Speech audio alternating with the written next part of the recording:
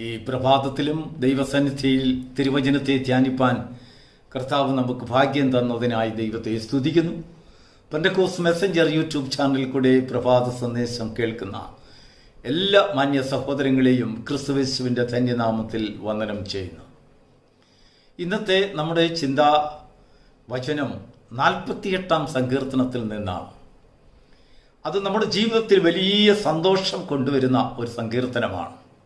നമുക്ക് മാത്രമല്ല, ഭക്തന്മാരുടെയൊക്കെയും ജീവിതത്തിൽ വലിയ ആനന്ദവും പ്രാർത്ഥനയുടെ ഫലം അവരുടെ ജീവിതത്തിൽ നേരിൽ കാണുന്നതായ ചില അനുഭവങ്ങളെ അവർ കുറിക്കുന്നതുമാണ്. ദൈവത്തിന് സ്തോത്രം. 48-ാം സങ്കീർത്തനം കോരഹപുത്രന്മാരുടെ സങ്കീർത്തനമാണ്. അത് എഴുതി തുടങ്ങുമ്പോൾ അവരിങ്ങനെ എഴുതുന്നു: നമ്മുടെ ദൈവത്തിൻ്റെ നഗരത്തിൽ, അവൻ്റെ വിശുദ്ധ പർവ്വതത്തിൽ യഹോവ വലിയവനും അത്യന്തം സ്തുത്യനുമാകുന്നു. അങ്ങനെ അവർ പറയുന്നതിനൊരു കാരണമുണ്ട്. അതിൻ്റെ 8-ാം വാക്യത്തിലേക്ക് നാം കടന്നു വരുമ്പോൾ അവിടെ ഇങ്ങനെ കുറിക്കുകയാണ്: നമ്മുടെ ദൈവത്തിൻ്റെ നഗരത്തിൽ നാം കേട്ടതുപോലെ തന്നെ കണ്ടിരിക്കുന്നു. ദൈവം അതിനെ സദാകാലത്തേക്കും സ്ഥിരമാക്കുന്നു. ദൈവത്തിന് സ്തോത്രം. നാം കേട്ടതുപോലെ തന്നെ സൈന്യങ്ങളുടെ ദൈവമായ യഹോവയുടെ പട്ടണത്തിലൊക്കെയും ഞങ്ങൾ കണ്ടു. അതിൻ്റെ അർത്ഥം, ഈ കോരഹപുത്രന്മാർ ദൈവത്തിൻ്റെ വലിയ പ്രവൃത്തിയെക്കുറിച്ച്, ദൈവം അങ്ങനെ ചെയ്യുന്നു ഇങ്ങനെ ചെയ്യുന്നു എന്നൊക്കെ കേട്ട് വിശ്വസിച്ച് അവർ പാട്ടുപാടുന്നവരാണ്. അതങ്ങനെ തന്നെയാണോ എന്ന് അവർ ചുറ്റി നടന്ന് പട്ടണത്തെയൊക്കെ ഒന്ന് നോക്കിയപ്പോൾ അവർ ദൈവം ചെയ്തതായി അവരുടെ ജീവിതത്തിൽ കേട്ടതുപോലെ തന്നെ, ഭക്തന്മാരുടെ അനുഭവത്തിൽ നിന്ന് കേട്ടതുപോലെ തന്നെ അവർ കണ്ടു. അതിനുശേഷം അവർ പാടുകയാണ്: നാം കേട്ടതുപോലെ തന്നെ ദൈവത്തിൻ്റെ നഗരത്തിൽ ഞങ്ങൾ കണ്ടിരിക്കുന്നു.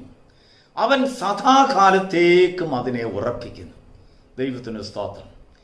പ്രിയപ്പെട്ട ദൈവത്തിൻ്റെ മക്കളെ, ദൈവം നമ്മോട് അരുളി ചെയ്യുന്നതായ വാഗ്ദത്തങ്ങൾ, അല്ലെങ്കിൽ നാം ദൈവത്തോട് ചോദിക്കുന്നതായ കാര്യങ്ങൾ, ആവശ്യങ്ങൾ, കണ്ണുനീരൊക്കെ ഒരു താൽക്കാലികമായ ഒരു ചടങ്ങല്ല, അല്ലെങ്കിൽ ഏതോ ഒരു ധാരണയിലും മിഥ്യാബോധത്തിലും ഒരു സന്തോഷം ലഭിക്കുന്നതിന് വേണ്ടി മറ്റുള്ളവർ ചെയ്യുന്നത് പോലെ ഒരു മിഥ്യാപൂജയല്ല. നാം ചെയ്യുന്നത്, നാം കേൾക്കുന്നത് യാഥാർത്ഥ്യങ്ങളാണ്. നമ്മുടെ ദൈവം നമ്മെ നടത്തിയത് എന്ന് പറയുവാൻ നമ്മുടെ ജീവിതത്തിൽ ധാരാളമുണ്ട്. സാക്ഷികളുടെ ഇത്ര വലിയൊരു സമൂഹം, അപ്പോസ്തലനായ പൗലോസ് എബ്രായ സഭയോട് പറയുന്നത് അങ്ങനെയാണ്: ഇത്ര വലിയൊരു ഒരു സാക്ഷ്യത്തിൻ്റെ സമൂഹം നമുക്ക് ചുറ്റുമുള്ളത് കൊണ്ട്, നമ്മുടെ സകല പ്രത്യാശയും അവൻ്റെ മേൽ വെച്ചുകൊണ്ട്, നമ്മുടെ ആശയൊക്കെയും അവൻ്റെ മേൽ വെച്ചുകൊണ്ട് വീണ്ടും വീണ്ടും ദൈവത്തെ വിശ്വസിപ്പാൻ നമ്മുടെ ജീവിതത്തിൽ ഉത്തേജനം പകരുന്നു. ദൈവത്തിന് സ്തോത്രം. നമ്മൾ കേട്ടത് കണ്ടില്ലെങ്കിലോ, ഒരു പട്ടണത്തിലോ അല്ലെങ്കിൽ ഒരു സ്ഥലത്തോ ഇന്ന സംഭവം നടന്നിരിക്കുന്നു, അല്ലെങ്കിൽ ഇന്ന കാര്യങ്ങൾ കണ്ടിരിക്കുന്നു എന്നൊരു കിംവദന്തി നമ്മുടെ നാട്ടിലെല്ലാം പടരുന്നു എന്ന് വെക്കൂ. നമ്മൾ ആ സ്ഥലത്തേക്ക്, ആ സംഭവത്തെ കാണാൻ ഓടിച്ചെല്ലുമ്പോൾ അവിടെ ഒന്നുമില്ല എങ്കിൽ നമ്മൾ എന്ത് പറയും? ഇതെല്ലാം വെറുതെ ഹോഷ്ക്ക് പറഞ്ഞതാണ്, മനുഷ്യൻ കള്ളം പറഞ്ഞ് ഇതെല്ലാം സൃഷ്ടിക്കുകയാണെന്ന് നമ്മൾ അതിനെക്കുറിച്ച് വിവരിക്കും. എന്നാൽ നമ്മുടെ ദൈവമായ യഹോവയുടെ, അല്ലെങ്കിൽ നമ്മുടെ കർത്താവിൻ്റെ സംബന്ധിച്ചുള്ളതായ കാര്യങ്ങൾ, നമ്മുടെ വിശ്വാസത്തെ സംബന്ധിച്ചുള്ളതായ കാര്യങ്ങൾ നമ്മൾ നോക്കുമ്പോൾ, നമ്മുടെ അനുഭവത്തിൽ കർത്താവ് നമ്മെ നടത്തിക്കൊണ്ടുവന്ന പാതകൾ വളരെ വിപുലമാണ്. നമ്മെ സ്നേഹിച്ചതായ വിധങ്ങൾ, നമ്മെ വീണ്ടെടുത്ത വിധങ്ങൾ, നമ്മെ സൗഖ്യമാക്കിയ വിധങ്ങൾ, നമ്മെ വിടുവിച്ചതായ വിധങ്ങൾ, മരണത്തിൽ നിന്നും, മരണക്കുഴികളിൽ നിന്നും, നമ്മെ തീയിൽ നിന്നും വലിച്ചെടുക്കുവാൻ സർവശക്തനുണ്ടായ ദയാ, കരുണ, അത് വലിയ ഒരു കരുണയാണ്. പലപ്പോഴും ദൈവം നമ്മോട് ചെയ്യുമെന്ന് നമുക്ക് തന്നിട്ടുള്ളതായ വാഗ്ദത്തങ്ങൾ, നമ്മുടെ കഴിഞ്ഞ കാല ജീവിതങ്ങളിൽ ദൈവം നമുക്ക് ചെയ്ത ആ വാഗ്ദത്തങ്ങളുടെ നിവൃത്തിയെ അപേക്ഷിച്ച് നോക്കുമ്പോൾ, സർവശക്തൻ നമുക്ക് വേണ്ടി എല്ലാം ചെയ്യുമെന്നുള്ളതായ ഒരു അതിര് കടന്ന വിശ്വാസത്തിലേക്ക് നമ്മെ തള്ളിവിടുന്നു. ദൈവത്തിന് സ്തോത്രം. എത്ര പ്രാവശ്യം ആരിലും ആശ്രയമില്ലാതെ കർത്താവിൽ നമ്മൾ ആശ്രയിച്ചു. മനുഷ്യരെല്ലാം നമ്മെ കൈവിട്ടപ്പോൾ നമ്മൾ കർത്താവിൽ ആശ്രയിച്ചു. നമ്മുടെ ആശ്രയം വൃഥാവായി പോയില്ല, നമ്മുടെ അപേക്ഷ വൃഥാവായി പോയില്ല, നമ്മുടെ കണ്ണുനീർ വൃഥാവായി പോയില്ല. അതിനൊക്കെയും പലപ്പോഴും ഒരു ദിവസം അല്ലെങ്കിൽ മറ്റൊരു ദിവസം മാറി മാറി ദൈവം തൻ്റെ പ്രതിഫലങ്ങളെയും തൻ്റെ ഉത്തരങ്ങളെയും നമുക്ക് തന്നിട്ടുള്ളതായിട്ട് നമുക്കറിയാം. എന്നാൽ നമ്മുടെ ജീവിതത്തിൽ പല കാര്യങ്ങളും കർത്താവ് നമുക്ക് ഉത്തരം തരേണ്ടതായിട്ടുണ്ട്. നാം ഇപ്പോഴും കാത്തിരിക്കുകയാണ്. അത് പലപ്പോഴും നമ്മുടെ ജീവിതത്തിൽ ചിലപ്പോൾ ചില അങ്കലാപ്പുകൾ കൊണ്ടുവരും. അത് ദൈവം നമുക്ക് ചെയ്യുമോ? ഇത്ര വലിയൊരു കഠിനമായ ഒരു ആവശ്യം, അല്ലെങ്കിൽ വലിയൊരാവശ്യം, അല്ലെങ്കിൽ ചെറിയൊരാവശ്യം, ദൈവം ഇതിന്മേൽ കരുണ കാണിക്കുമോ എന്നൊക്കെ നമ്മുടെ ജീവിതത്തിൽ സംശയങ്ങൾ ഉണ്ടാകും. ആ സംശയങ്ങൾ ദൈവത്തിന് വിരോധമോ അല്ലെങ്കിൽ ദൈവത്തെ നാം കൈവിടുന്നതിന് വേണ്ടി, ദൈവത്തിൽ സംശയം വയ്ക്കുന്നതിന് വേണ്ടിയും ദുഷ്ടാത്മാവ് നമ്മുടെ ഹൃദയത്തിൽ കൊണ്ടുവരുന്ന നിഗമനങ്ങളാണ്.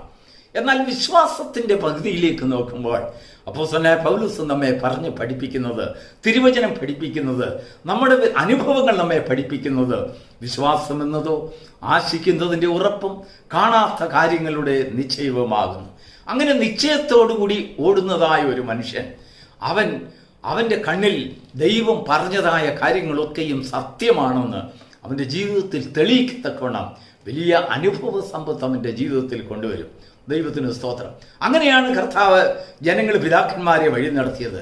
എലയാസറിനെ തൻ്റെ യജമാനന്റെ പുത്രന് വേണ്ടി ഒരു മണവാട്ടിയെ അന്വേഷിച്ച് അല്ലെങ്കിൽ ഒരു ഭാര്യയെ എടുക്കാൻ വേണ്ടി പോകുന്നതിന് മുമ്പ് താൻ പല കാര്യങ്ങളും ദൈവത്തോട് പറയുന്നുണ്ട്. കർത്താവേ, ദൈവമേ, ഞാൻ പോകുന്ന വഴി സഫലമാവുകയും ഞാൻ പോകുന്ന വഴിയിൽ ഇന്ന കാര്യങ്ങൾ ഞാൻ കാണുകയും ചെയ്താൽ അതിൻ്റെ അർത്ഥം നീ എന്നോട് കൂടെയുണ്ട്, എൻ്റെ യജമാനനോട് കൂടെയുണ്ട്, ഞങ്ങളുടെ പ്രാർത്ഥന നീ കേൾക്കുന്നു എന്ന് നിശ്ചയം. അത്ഭുതമെന്ന് പറയട്ടെ, താൻ പോയ വഴികളിലൊക്കെയും ദൈവം തന്നോട് കൽപ്പിച്ചതായ കാര്യങ്ങളൊക്കെയും സത്യമാണെന്ന് തെളിയിക്കുകയുണ്ടായി. എലയാസറിൽ കൂടെ ദൈവത്തിൻ്റെ സാന്നിധ്യത്തെ തിരിച്ചു വന്നപ്പോൾ തൻ്റെ യജമാനനോട് വിവരിച്ചപ്പോൾ അവരും കൂടുതൽ ദൈവത്തിൽ വീണ്ടും ആശ്രയിക്കുവാൻ തുടങ്ങി. യാക്കോബിനോട് ദൈവം അങ്ങനെയാണ് ചെയ്തത്.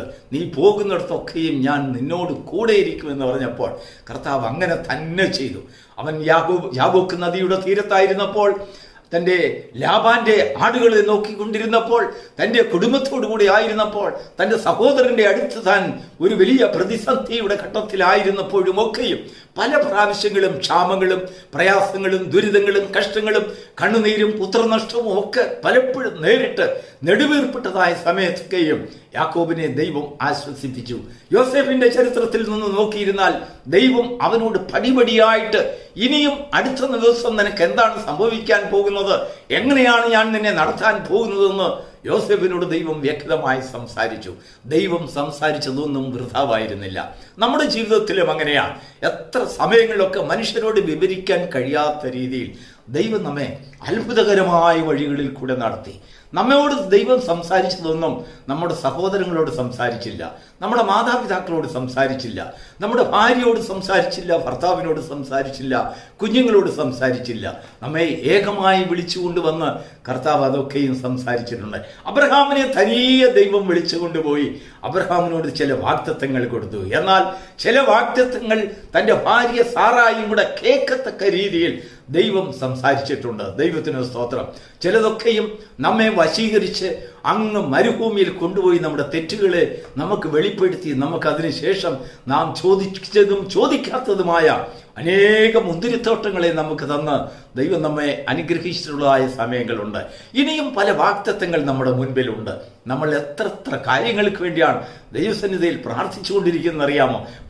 പലതും നമുക്ക് വ്യക്തിപരമായി ദൈവത്തോട് മാത്രം നമ്മൾ ചോദിച്ചതായ കാര്യമാണ്. മനുഷ്യരെ കേൾക്കെ ചോദിച്ചിട്ടുള്ളതല്ല. കാരണം എന്താണെന്നറിയോ? മനുഷ്യർ കേട്ടാൽ ഉടനെ നമ്മളെ പുച്ഛിക്കും, നമ്മളെ നിന്ദിക്കും, നമ്മെ അപമാനിക്കും. പക്ഷെങ്കിൽ നമ്മുടെ കാര്യങ്ങളൊക്കെ ദൈവത്തോട് തുറന്നു പറയുവാൻ ദൈവം നമ്മോടൊരു ഇൻറ്റിമസി കർത്താവിന് നമുക്കുമായിട്ട് ദൈവം സ്ഥാപിച്ചു. ആ ദൈവം കൊണ്ടുവരുന്നതായ വ്യക്തിപരമായ ബന്ധം നമ്മെ ദൈവത്തെ കൂടുതൽ സ്നേഹിപ്പാൻ കടന്നു ചെല്ലുന്തോറും അവൻ പറഞ്ഞതായ കാര്യങ്ങൾ നമ്മുടെ മുൻപിൽ അത് വലിയൊരു വെളിപ്പാടോടുകൂടി നമുക്ക് ദർശിക്കുന്നതിനിടയായിത്തീരും. ഈ പ്രഭാതയാമത്തിൽ ദൈവത്തിൻ്റെ ആത്മാവ് നമ്മോട് സംസാരിക്കുന്ന ഒരു സന്ദേശം എന്താണെന്ന് അറിയാമോ? നീ പറഞ്ഞതൊന്നും ഞാൻ വിട്ടുകളഞ്ഞിട്ടില്ല. അതൊക്കെയും എൻ്റെ പട്ടണത്തിൽ അല്ലെങ്കിൽ എൻ്റെ മുൻപിൽ, എൻ്റെ സന്നിധിയിൽ, എൻ്റെ സാന്നിധ്യത്തിൽ നിനക്ക് അനുഭവിക്കാൻ കഴിയും, നിനക്ക് കാണുവാൻ കഴിയും. പ്രിയപ്പെട്ട ദൈവത്തിൻ്റെ പൈതലേ, നമുക്കൊന്നുകൂടെ കർത്താവിനെ കടന്ന് വിശ്വസിക്കുവാൻ ഈ പ്രഭാതം നമ്മെ ആഹ്വാനം ചെയ്യുകയാണ്. സങ്കീർത്തനക്കാരനായ കോരഹപുത്രന്മാർ പറയുകയാണ്, ചേർന്ന് പാടുകയാണ്, നാം കേട്ടതുപോലെ തന്നെ ദൈവത്തിൻ്റെ ഭക്ഷണത്തിൽ ഞങ്ങൾ കണ്ടിരിക്കുന്നു. അവനത് സദാകാലത്തേക്കും സ്ഥിരമാക്കുന്നു. ഒരിക്കൽ കാണിച്ചിട്ട് അത് വെറുതെ അങ്ങ് പോവുകയല്ല, അല്ലെങ്കിൽ തിരിച്ചെടുക്കുകയല്ല. നമുക്ക് തരുമെന്ന് പറഞ്ഞതൊക്കെ അവൻ സദാകാലത്തേക്ക് നമുക്ക് സ്ഥിരമാക്കി തരുന്നു. നമ്മുടെ പ്രാർത്ഥന വിഫലമായി പോകുകയില്ല, നമ്മുടെ കണ്ണുനീർ അസ്ഥാനത്തായി പോകുകയില്ല. നമ്മുടെ കുഞ്ഞുങ്ങളെക്കുറിച്ചും നമ്മുടെ ഭാവിയെക്കുറിച്ചും നമ്മുടെ ഭവനത്തെക്കുറിച്ചും നമ്മുടെ ജീവിതത്തെക്കുറിച്ചും നമ്മുടെ വിശ്വാസത്തെക്കുറിച്ചും ഒക്കെ നമുക്ക് വലിയൊരു ഭാവനമുണ്ട്, അല്ലെങ്കിൽ നമുക്കൊരു പ്രതീക്ഷയുണ്ട്, നമുക്ക് വലിയൊരു ആഗ്രഹമുണ്ട്. അതൊക്കെയും നമ്മുടെ വ്യക്തിപരമായ ജീവിതത്തിൽ നാം ദൈവത്തോട് തുറന്നു പറഞ്ഞിട്ടുള്ളതാണ്. ദൈവം അത് കേട്ട് തക്ക സമയത്ത് നമുക്ക് വേണ്ടി ചെയ്തു തരും. അതാണ് ദൈവവചനത്തിൽ എഴുതിയിരിക്കുന്നത്.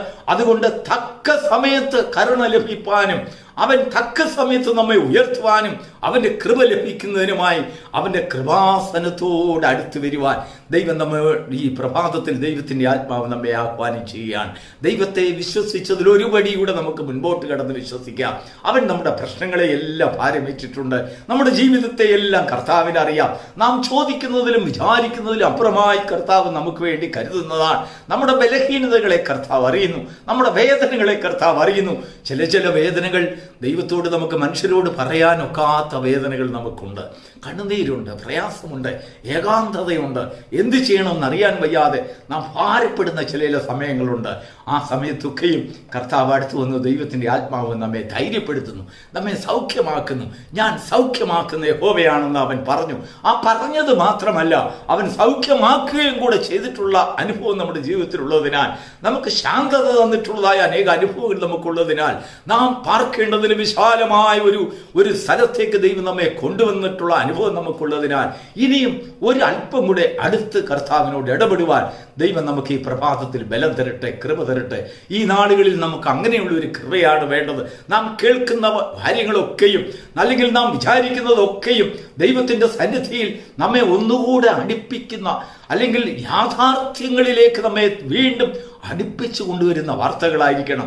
നാം കേൾക്കുന്ന വിശ്വാസ പ്രമാണങ്ങളൊക്കെയും, നാം കേൾക്കുന്ന സുവിശേഷങ്ങളൊക്കെയും, നാം കേൾക്കുന്ന ആലോചനകളൊക്കെയും ദൈവത്തോട് നമ്മെ വീണ്ടും അടുപ്പിക്കുന്ന യാഥാർത്ഥ്യ ബോധം.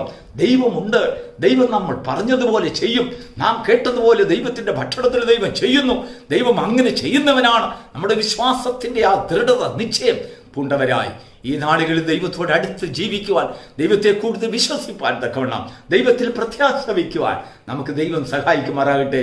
ഇന്ന് നമുക്ക് തന്നതായ ആ കുറിവാക്കി നമുക്ക് ഒരു പ്രാവശ്യം കൂടെ ദൈവസന്നിധിയിൽ ഉരുവിടാം. നാം കേട്ടതുപോലെ തന്നെ നമ്മുടെ ദൈവമായ യഹോവയുടെ പട്ടണത്തിൽ ഞങ്ങൾ കണ്ടിരിക്കുന്നു. ആ നിശ്ചയമുള്ളവരായി അത് വീണ്ടും ആ പുത്രന്മാർ പറയുകയാണ്, ദൈവം സദാകാലത്തേക്കും അത് ഒരിക്കൽ കാണിച്ചിട്ട് തിരിച്ചെടുക്കുകയല്ല, സദാകാലത്തേക്കും നമുക്കതിനെ അവകാശമാക്കി ഉറപ്പിച്ചു തരുന്നു. ഈ വിശ്വാസമുള്ള ഭക്തന്മാരെ ഓർത്ത് ഈ പ്രഭാതത്തിലെ ഭക്തന്മാരെ ദൈവം കാണുന്നു, സ്വർഗം കാണുന്നു.